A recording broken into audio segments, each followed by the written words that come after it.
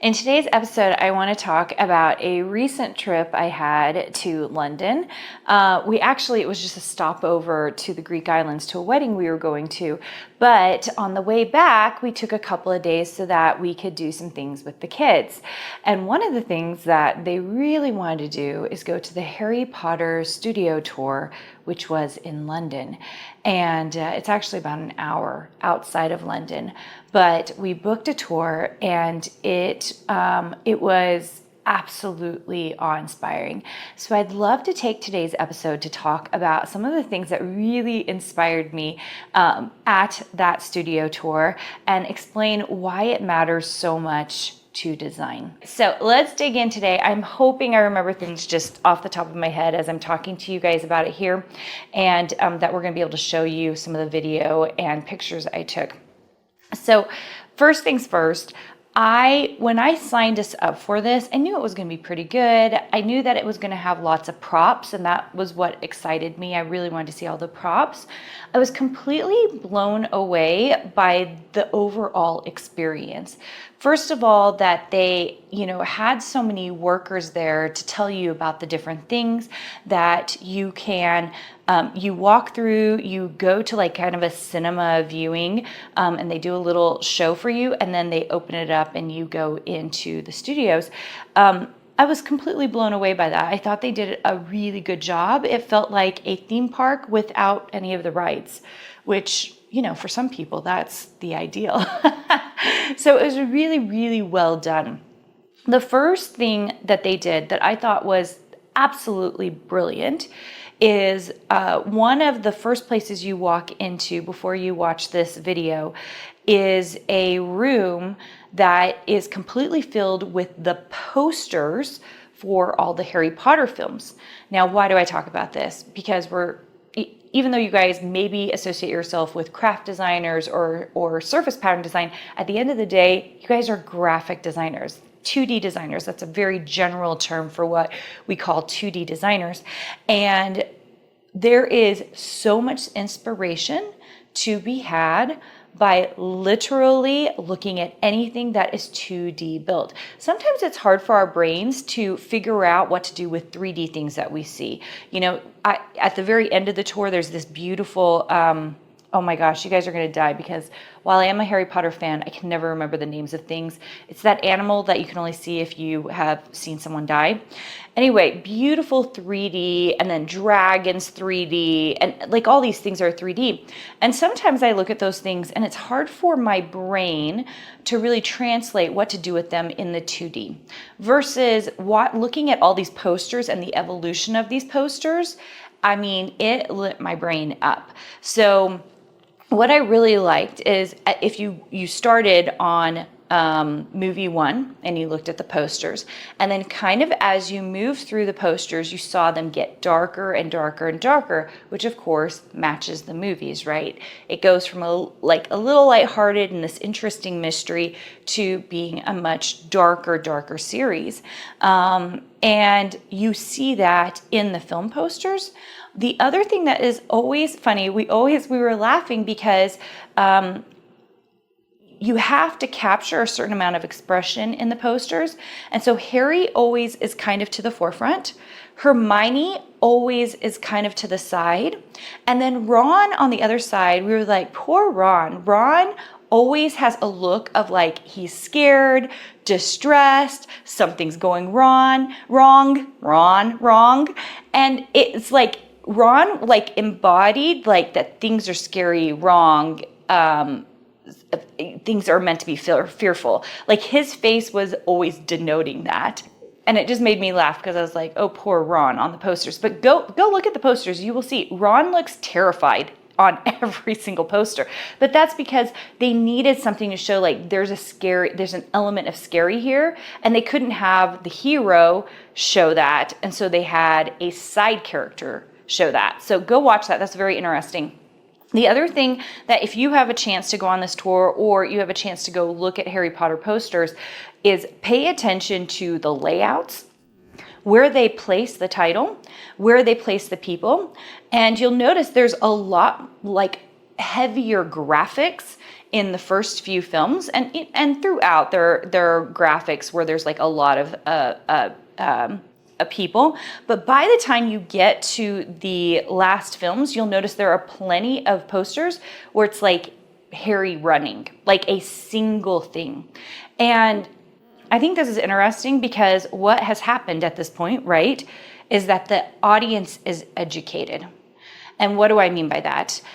You don't have to put as much information into a poster when the audience is educated, right? You can have Harry running and there's like some little tagline at the end or whatever, it's like the final film, and then the title of the movie, maybe not even the title of the film, versus the first couple of films, there's like lots of pictures, lots of interesting characters doing interesting things, and you have to spend a lot of time in the first few films educating people, like what is this going to be about, right? This absolutely relates to you as a designer. Very often, I see designers will just like put one thing out there into the universe, and they expect people to understand what it is, but they haven't spent enough time educating their customer. The customer doesn't know who they are. They don't understand the way their artwork works. They don't understand what they're doing, right? Because you haven't spent enough time building up to it, right? Great sales, and very often I talk about sales here, you guys, great sales is nothing more than great education.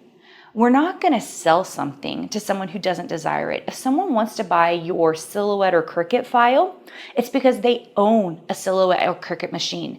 And so they desire it. Like they already have a desire for the product that you already have. If someone doesn't own a Silhouette or Cricut machine, they're not even going to bother looking at your product, right? And so very often I see people get really wound up about sales when all it is creating a product that's desired by someone and making sure that it works really, really well. Okay, a little more on that later, but let's move on. So I'm hoping in this video, I just would love for you guys to see, like, you walk in and it's just, I mean, it is a feast for the eyes. Costuming, the sets, the way they do the tiles, the painting of the Forbidden Forest. They had a piece of it, and you walk in and it's very dark. But there's actually all these plaques telling you how they painted all of these trees to make them look real. It's super fascinating. You know, they have to do this. It's like a 5 to 6, 8 step process to make a tree look like a tree, right? Same with the marbling. There's, you know, the green tile that's a very glossy looking, and that tile, they have a huge process for making that happen. And I watched a couple of the videos, and honestly, for them to make it look like that, it took so much time, and they were working so hard on it to make it happen. I want to, especially if you're seeing all these videos on YouTube next to me, seeing all the amazing details. I was obsessed with the room, the potion room, which was in the dungeon and had like all of these beautiful glass jars in it, which every single one of them was filled with something interesting that someone came up with. Just all those details. I'm here to tell you that should those glass jars have been out and they were just all filled with the same thing, or someone had just stuffed a bunch of plastic things into it, it wouldn't have been the same experience. The same is true for your design work. I think designers, especially with the programs, especially with AI right now, I think there's a certain amount of laziness that goes on with designers, graphic designers in particular, because we think we can just throw something together and call it good. Now, at the beginning of your design career, if you're getting started, yeah, because that takes a long time for you to learn how to do, right? It's like understanding the basics. It's like my freshmen versus my juniors in design. Like, it's a totally different skill set, right?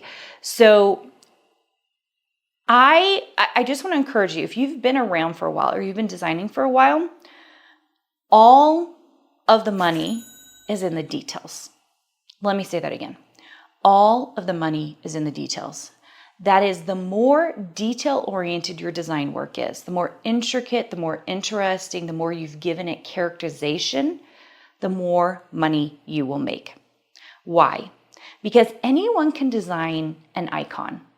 All right. And when I say icon, I'm talking about, like, you've seen them out there. You can get them on clip art things. You can, like, an icon with the email, like, the mail icon, an email with the shopping cart. Guess what? Anyone can make those, because those are very clean. They're very easy. They're iconic. What a lot of people can't do is bring a singular style to their work. And very often that is all about details. If your work is very doodly, how are you bringing those lines in? Are they more curved? Are they a little more hand-drawn looking? If you have a look that's very pristine or clean, or you use pastels, and those details are coming through, that is very powerful.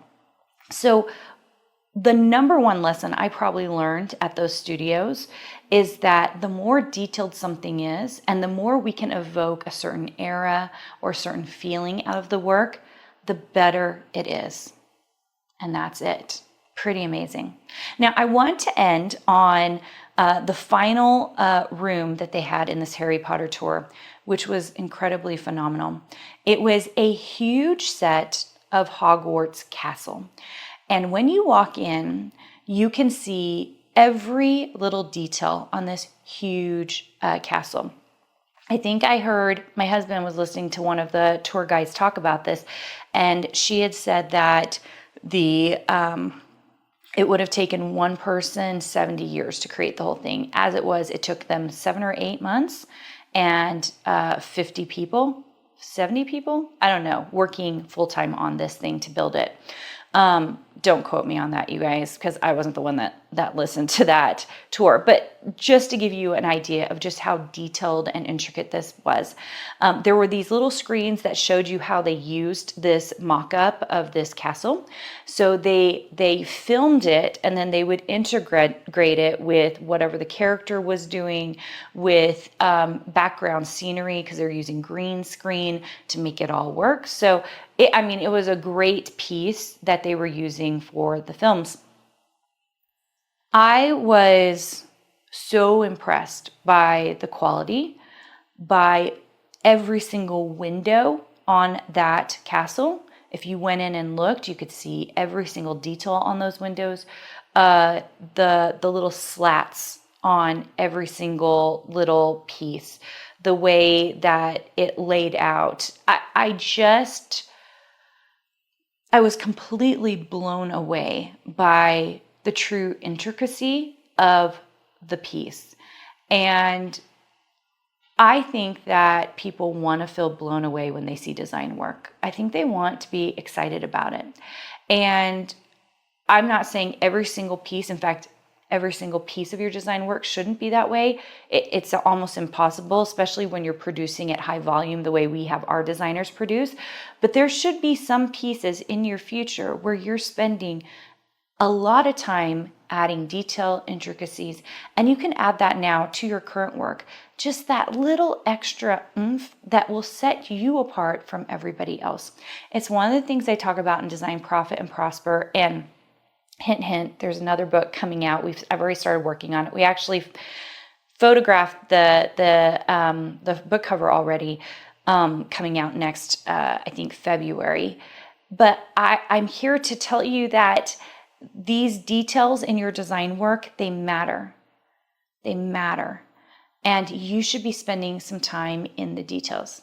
I'm talking to those of you who are a couple of years in, okay? So if you're brand new to this and you're listening to this and you're like, but I'm just trying to learn the software. You're in good shape. Keep learning the software. This is not for you. This is for you to tuck into your back pocket for later. This is the kind of thing that as your design work moves forward, as you learn the software, as you learn the programs, as you are more comfortable in the design work you've already done, what will happen is that you will be able to really take the work that you've done and start to really build on it with details and intricacies in your future work. And that's what I really want you to do. Overall, I just want to tell you that it was an inspiring tour. If you have a chance to go do it, I highly recommend it.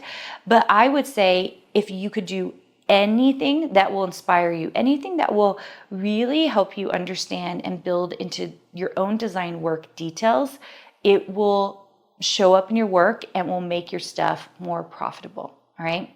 Now I want to end on one last thing. I hope, yes, I did. I took some video of this.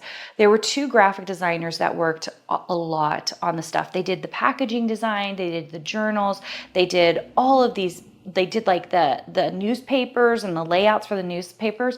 So I'm just going to show you a little bit of video on this because it was phenomenally done. And you'll see that they're like half illustrating or maybe full illustrating, plus adding all these amazing details, especially into the artwork. You can see that it evokes a certain era, right? You get a feel for like almost like hand printed type stuff or lithography from a couple hundred years ago. Like you get that sense from even the cartons and the pages, the way that they've really distressed everything. Just really beautiful work. And I want to encourage you to work on your own design work, to up level it in ways to make your stuff just really desirable, fun to look at, and enjoyable to look at.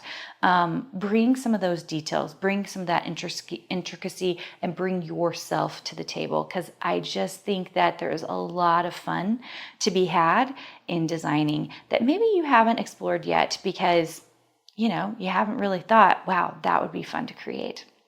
All right, guys, thanks so much for joining me today. If you haven't left a review for the podcast, I am just going to ask you very, very nicely, please leave me one. It allows us to create more podcast episodes for us to share with you and give you lots of great free content here. I mean, we drop 3 episodes a week to give you free content and help you along your design journey.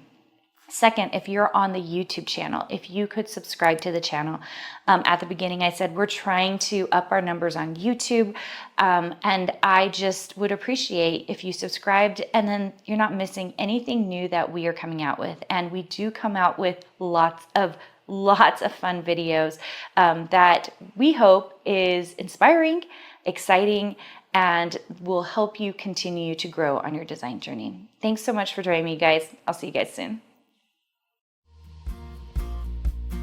Hey, did you know that you can visit me at makeanddesign.com to learn more about this podcast and join my VIP group for weekly freebies? I can't wait to see you there.